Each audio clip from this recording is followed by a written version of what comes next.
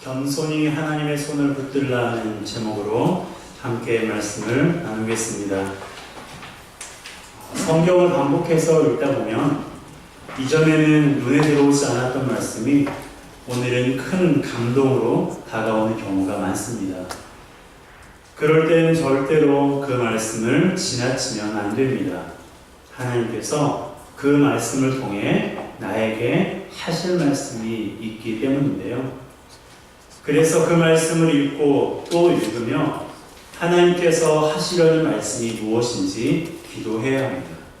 이것이 우리가 하나님의 음성을 듣는 방법이에요. 저에게 잠언 30장의 말씀이 그러한 말씀이었습니다. 잠언을 읽을 때마다 항상 솔로몬의 지혜를 감탄했어요. 어쩌면 이렇게 멋진 표현을 했을까 하면서 말이죠. 그런 마음으로 잠언을 읽어내려가는 어느 날 오늘 본문의 말씀이 눈에 확 들어왔습니다. 그래서 읽고 또 읽었어요. 하나님께서 하시려는 말씀이 무엇인지 기도하면서 생각해 보았습니다. 그때 하나님께서 얼마나 저에게 큰 은혜를 주셨는지 모릅니다. 그 은혜를 이 시간 나누고 싶은데요. 하지만 그 은혜를 깨닫기 전에는 어떤 생각이 들었는지 아십니까? 총명도 없고 지혜도 없는 사람이 잠언을 기록했어? 라는 생각이었어요. 왜냐하면 본문의 저자인 아굴이 그렇게 말했기 때문인데요. 2절과 3절 말씀 함께 읽겠습니다.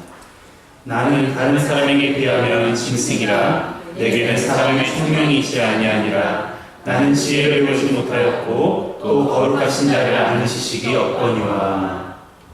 보세요. 아굴이 자신을 뭐라고 말합니까? 나는 총명도 없고 지혜를 배우지도 못했다고 말했어요. 거룩하신 자, 즉 하나님을 아는 지식도 없다고 말했습니다. 그러면서 자신을 무엇에 비유했어요? 짐승에 비유했습니다. 이성 없는 짐승처럼 무죄하다라는 말인데요. 자신은 다른 사람과 비교하면 정말로 무죄한 사람이다. 그러면서 자신이 무죄한 이유에 대해서 구체적으로 기록하고 있습니다. 4절 말씀 함께 읽습니다. 하늘에 올라갔다 내려온 자가 누구인지, 바람을 그 장중에 모은 자가 누구인지, 물을 옷에 싼 자가 누구인지, 땅의 모든 끝을 정한 자가 누구인지, 그의 이름이 무엇인지, 그의 아들의 이름이 무엇인지 너는 아느냐. 여러분, 이것이 누구에 관한 말씀입니까? 이것이 누구에 관한 말씀이에요? 그렇죠. 하나님에 관한 말씀이에요. 구약 이스라엘 백성은 하나님이 하늘에 계시며 특별한 목적을 위해 때로는 지상에 몸소 내려오신다고 생각했어요. 때문에 하나님을 가리켜 하늘에 올라갔다 내려온 자라고 말하고 있는 것입니다. 그리고 바람을 일으키고 물을 한 곳으로 모아 바다를 이루시고 땅의 경계를 정하신 분도 하나님이십니다. 뿐만 아니라 그의 이름은 여호와 하나님이시고요. 그의 아들의 이름은 뭐예요? 그렇죠. 우리는 예수라고 알고 있습니다. 하지만 구약의 이스라엘 백성은요, 예수님을 알지 못했어요. 예수님이 오시기 전의 사람들이거든요. 때문에 일부 학자들은 그의 아들의 이름이 가리키는 대상은 이스라엘이라고 주장하고 있어요. 고대 랍비 문헌인 미드라시에서는 아들을 이스라엘과 동일시하고 있기 때문입니다. 하지만 예수님이 오신 후인 신약 백성인 우리는 하나님의 아들이 예수님이시라는 사실을 너무나 잘 알고 있습니다. 그래서 4절 마지막 구절에 너는 아느냐? 라는 질문에 우리는 다음과 같이 대답할 수 있습니다. 네, 알고 있습니다. 하나님에 대해서 말하고 있습니다. 라고 우리는 4절이 하나님에 관하여 기록된 말씀이라는 것을 알고 있습니다. 이렇듯 4절의 말씀은 어느 정도 신앙생활을 한 사람이라면 하나님에 대해서 말하고 있다는 것을 쉽게 알 수 있어요. 그런데 아굴은 어떻습니까? 모른다는 거. 모른다는 거. 그러면서 참 이상한 생각이 들었습니다. 어떻게 하나님에 대하여서 알지도 못하는 사람이 잠언을 기록했을까라는 의아한 생각이 들었어요. 그래서 정말 이 사람이 하나님을 모르는 사람인가? 라는 그런 생각에 그 다음 구절을 읽어 내려가고 있는데 하나님에 대해서 너무나 잘 알고 있는 거예요. 대충 알고 있는 정도가 아니라 정확하고 분명하게 하나님에 대해서 아굴은 알고 있었습니다. 몇 가지만 살펴볼까요? 첫 번째로 아굴은 거룩하신 자이신 하나님에 관하여 지식이 있었어요. 자, 5절 말씀 함께 읽겠습니다. 하나님의 말씀은 다 순전하며 하나님은 그를 의지하는 자의 방패시니라. 아멘. 여러분, 이 말씀이 맞는 말입니까? 네. 그렇죠. 순전하다는 것은 순결하다, 거룩하다는 뜻이에요. 하나님의 말씀이 그렇다는 거예요. 하나님의 말씀은 순전하십니다. 하나님의 말씀은 거룩하고 순결하세요. 아굴은 그 사실을 알고 있었어요. 그리고 하나님은 자기를 의지하는 자를 보호하는 분이라는 면에서 방패가 맞습니다. 아굴은 하나님에 관하여 지식이 있었어요. 자, 두 번째는요. 아굴은 지혜로운 사람이었어요. 자, 우리 7절에서 9절 말씀 우리 함께 읽겠습니다. 시작. 내가 두 가지를 주께 구하였사오니 내가 죽기 전에 내게 거절하지 마시옵소서. 곧 헛된 것과 거짓말을 내게서 멀리 하옵시며 나를 가난하게도 마옵시고 부하게도 마옵시고 오직 필요한 양식으로 나를 먹이시옵소서. 혹 내가 배불러서 하나님을 모른다 여호와가 누구냐 할까 하오며 혹 내가 가난하여 도둑질하고 내 하나님의 이름을 욕되게 할까 두려워함이니이다. 아멘. 여러분 어떻습니까? 참 지혜로운 사람 아닙니까? 그는 너무 부해져서 하나님을 부정하게 되거나 너무 가난해서 도둑질함으로 하나님의 이름을 욕되게 하지 않도록 필요한 양식만을 구했어요. 아굴은 삶의 기준이 하나님이었고 우리의 필요를 공급해 주시는 분이 하나님이라는 사실을 너무나 잘 알고 있었습니다. 아굴은 지혜로운 사람이었어요. 또한 아굴은 세 번째로 총명한 사람입니다. 총명하다는 말을 여러 측면에서 사용할 수 있지만 저는 아굴이 하나님이 지으신 세계에 대하여서 총명한 사람이라고 생각합니다. 24절에서 28절 말씀 함께 읽겠습니다. 시작. 땅에 작고도 가장 지혜로운 건 넷이 있나니 곧 힘이 없는 종류로 돼 먹을 것을 여름에 준비하는 개미와 약한 종류로 돼 집을 바위 사이에 짓는 사반과 임금이 없을 때 다 때를 지어 나아가는 메뚜기와 손에 잡힐 만하여도 왕궁에 있는 도마뱀입니다.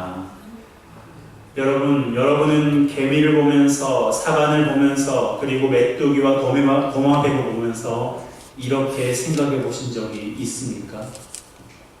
아굴은 하나님이 지으신 생물들을 무심코 보지 않았어요. 그는 작은 생물들에게 지혜를 주신 하나님에 대하여 감탄할 줄 아는 총명한 사람이었습니다. 여러분, 아굴은 이와 같이 하나님에 대한 지식도 있었고 지혜와 총명도 구비한 사람이었어요. 그럼에도 불구하고 그가 하나님에 대하여서 지식도 없고 지혜와 총명도 없다고 말한 것입니다. 그 이유가 무엇이었을까요? 따라하겠습니다. 겸손했기 때문이다. 겸손했기 때문이다. 그렇습니다. 아굴은 하나님에 대한 지식도 있었고 지혜와 총명도 있었지만 그것이 없다고 말하는 것은 그가 하나님 앞에서 겸손한 사람이었기 때문입니다. 그는 하나님에 대한 지식이 있었지만 그것이 전부가 아니라는 것을 알았습니다. 하나님을 아는 자가 세상에서 어떤 마음으로 살아야 하는지를 아는 지혜가 있었고, 하나님이 지으신 창조 세계에 감탄할 줄 아는 총명도 있었어요. 하지만 자기가 아는 것은 그 중에 극히 일부라는 것을 알았어요. 아니, 일부 정도도 아니고 아예 모르는 정도라고 생각했습니다. 모른다고 하는 것이 정답이라고 생각했어요. 그렇게 생각한 이유가 뭐라고요? 겸손했기 때문이에요. 하나님 앞에 겸손했기 때문이에요. 여러분, 아굴은 하나님을 아는 지식이 있었지만 아는 척하지 않았어요. 지혜와 총명이 있었지만 있는 척하지 않았습니다. 겸손했기 때문입니다. 여러분, 이것이 하나님의 자녀인 저와 여러분들이 배워야 할 모습입니다. 물론 우리가 하나님을 알죠. 하지만 다 아는 것처럼 생각해서는 안 돼요. 내가 하나님의 말씀을, 하나님의 뜻을 다 아는 것처럼 그렇게 하지 말아야 됩니다. 물론 인생의 연륜과 경륜을 무시할 수 없습니다. 아무리 공부를 많이 한 박사도 가방끈이 짧은 어머니 앞에서는 무릎을 꿇을 수밖에 없어요. 그것이 인생 경륜과 연륜의 힘입니다. 그럼에도 불구하고 아무리 많은 인생의 경험이 있을지라도, 아무리 많은 지식이 있을지라도 우리의 경험과 지식은 하나님 앞에서 어떻다고요? 아무것도 안 돼요. 영원이라는 시간 속에 오늘 우리가 살아가고 있는 이 100년의 시간은요, 아무것도 아니에요. 우리가 살고 있는 이 지구가 우리 보기에는 엄청나게 커 보이지만 우주의 끝자락에서 지구를 보았을 때 지구를 찾을 수 없을 만큼 티끌 같습니다. 작은 것입니다. 하나님 앞에서 우리가 바로 그러한 존재예요. 나는 많은 것을 알고 있습니다. 나는 인생의 경험이 많습니다. 나는 하나님의 뜻이 무엇인지 잘 알고 있습니다. 라고 말할 만한 존재가 못 된다는 사실입니다. 여러분, 우리는 하나님 앞에서 겸손한 척이 아니라 정말로 겸손해야 돼요. 겸손할 수밖에 없습니다. 그분은 영원하시지만 우리는 유한하잖아요. 그분은 전능하시지만 우리는 유약하잖아요. 그분은 변함이 없으시지만 우리는 얼마나 자주 변합니까? 내수동교회 원로 목사님이신 박희천 목사님께서는 이런 고백을 하셨어요. 제가 읽어드릴게요. 67년을 성경 연구에 투자했는데 과연 나는 지금 성경을 얼마나 아는가 자문해 봅니다. 성경 전체를 태산에 비유한다면 저는 그저 태산 한 모퉁이를 손가락으로 긋다 말았다고 생각됩니다. 이 정도로밖에 성경을 깨닫지 못했어요. 솔직한 고백입니다. 성경은 결코 간단하게 전명되는 책이 아닙니다. 건방진 이야기 같지만 67년 온 마음 다해 성경을 공부해도 이 정도인데 설렁설렁할 것 같아 하면서 성경 보아가지고 어떻게 그 깊이와 너비를 알 수 있겠습니까? 여러분, 박희천 목사님은 67년을 성경 연구에 투자하셨어요. 목회를 하면서 28년 동안 총신대 신대원에서 설교학과 히브리어를 가르치셨고 90세이신 지금도 하루에 7시간 30분 동안 공부를 하신다고 합니다. 그런 분이 성경을 깨달은 정도가 어떻다고요? 태산의 한 모퉁이를 손가락으로 긁은 것도 아니고요. 긁다 만 정도라고 표현하고 있어요. 하물며 우리가 어떻게 하나님의 뜻을 안다고, 하나님의 말씀을 잘 안다고 함부로 말할 수가 있겠습니까? 여러분, 우리는 하나님 앞에서 아무것도 아닌 존재예요. 그런 사람을 택하여 자녀 삼아 주셨으니 얼마나 감사한 일입니까? 그러니 하나님 앞에서 항상 감사하시기 바랍니다. 하나님 앞에서 항상 겸손하시기 바랍니다. 겸손한 척이 아니라 정말로 겸손하셨습니다. 나는 하나님의 말씀을 잘 알고 있습니다. 나는 하나님의 뜻을 잘 알고 있습니다. 우리는 하나님 앞에서 그렇게 말할 수 없다는 사실을 항상 마음에 인식했으면 좋겠습니다. 여러분, 왜 그런지 아세요? 우리가 왜 하나님 앞에서 겸손해야 되는 줄 아십니까? 겸손해야 하나님을 더 많이 알 수 있기 때문입니다. 겸손해야 예수 믿는 사람이 세상에서 어떤 마음으로 살아가야 하는지를 아는 지혜가 생깁니다. 겸손해야 하나님이 지으신 세계에 대하여서 더 많이 감탄하게 되는 것입니다. 여러분, 겸손하시기를 바랍니다. 아굴처럼, 박희천 목사님처럼 하나님 앞에서 겸손한 우리 모두가 되었으면 좋겠습니다. 겸손히 하나님이 말씀하실 때까지 기도해 보시지 않겠습니까? 겸손히 하나님이 이루실 때까지 기다려 보시지 않겠습니까? 우리는 너무나 조급해해요. 시간이 촉박하다고 조급해하고 내가 할 수 있다고 하나님보다 앞서서 일할 때가 너무나 많습니다. 그런데 여러분, 정말로 하나님 앞에 겸손한 사람은요, 하나님이 내미신 손을 붙잡는 사람이에요. 하나님께 모든 것을 맡기는 사람입니다. 시간이 촉박하지만 하나님께 사실 때까지 기다리는 거예요.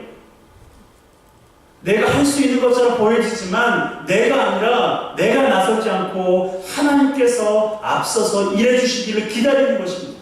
그것이 바로 겸손한 자의 모습입니다.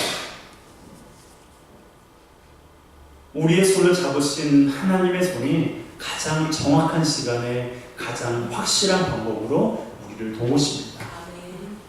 여러분, 하나님은 우리에게 항상 손을 내밀고 있습니다. 우리가 그 손을 붙잡지 않아서 그렇지 하나님은 언제나 우리에게 손을 내밀고 있으세요. 여러분, 생각해 보세요. 하나님의 은혜가 아니면 우리가 할 수 있는 것이 있을까요? 하나님의 은혜가 아니면 우리 스스로 할 수 있는 일이 있을까요? 제가 언젠가 말씀드렸죠. 제가 신학대학원에 입학할 때 서류 하나를 제출했는데 그 원서 중에 하나가 무엇이냐면 지금까지의 신앙 여정을 기록하는 것입니다. A4 한 5장 정도로 제출했는데요. 28살 얼마나 짧은 시간이에요. 그런데 그 시간들을 기억을 더듬으면서 기록하면서 얼마나 울었는지 모릅니다. 왜 울었는지 아세요? 서글퍼서 운 게 아니에요. 저는 제가 살아간 줄 알았습니다. 제가 노력하고 제가 애써서 살아온 줄 알았어요. 그런데 기록하면서 보니까 하나님이 하신 것, 하나님이 하신 것이 하나도 없을 정도로 모든 것을 하나님이 하셨더라고요. 그걸 깨달으면서 얼마나 하나님 앞에 눈물로 기도하며 그 원서를 썼는지 모릅니다. 눈물로 원서를 쓰는 사람은 별로 없을 거예요. 여러분, 우리의 삶을 하나님의 은혜에 맡기는 것이 성공적인 삶을 살아가는 길이고 그것이 가장 확실한 삶이라는 사실을 기억하시기 바랍니다.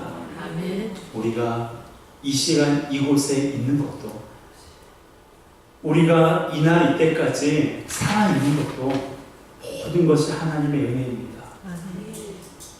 하나님의 은혜가 아니면 우리는 손가락 하나 까딱할 수 없고, 하나님의 은혜가 아니면 우리는 호흡할 수도 없는 그러한 연약한 자들입니다. 여러분, 우리가 지금까지 살아온 그 모든 시간이 하나님의 은혜로 말미암았음을 기억하시기 바랍니다.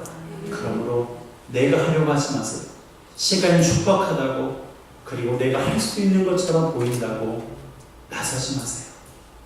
하나님께서 가장 정확한 시간에 그분이 생각하시기에 가장 확실한 방법으로 저와 여러분들의 삶을 도우실 것입니다. 그러므로 그 하나님의 손을 겸손히 붙잡으세요. 하나님, 이것은 내가 할 수 있어요. 하나님, 그것은 저도 할 수 있는 일이에요. 하나님, 그것은 제가 10년 전, 20년 전에 이미 경험해 본 거예요. 여러분, 그렇게 말씀하지 마세요. 하나님께서 과거에 우리를 보셨기에 우리가 그 일을 이길 수 있었던 것이고, 똑같은 일처럼 보여지지만 하나님께서 그 일을 통해서 우리에게 또 다른 은혜와 또 다른 감동을 주시기 위해서 그 일을 허락하신 것입니다. 그러므로 하나님보다 앞서지 마시고 하나님께서 우리의 삶을 인도하시도록, 하나님의 말씀이 우리의 삶을 이끄시도록 모든 것을 주님께 맡기고 우리에게 손을 내미신 그 하나님의 손을 겸손히 붙잡는, 그래서 앞으로의 모든 시간 가운데 하나님이 주시는 승리의 기쁨을 맛보시는 저와 여러분 되시기를 주님의 이름으로 축복합니다. 함께 찬양하겠습니다.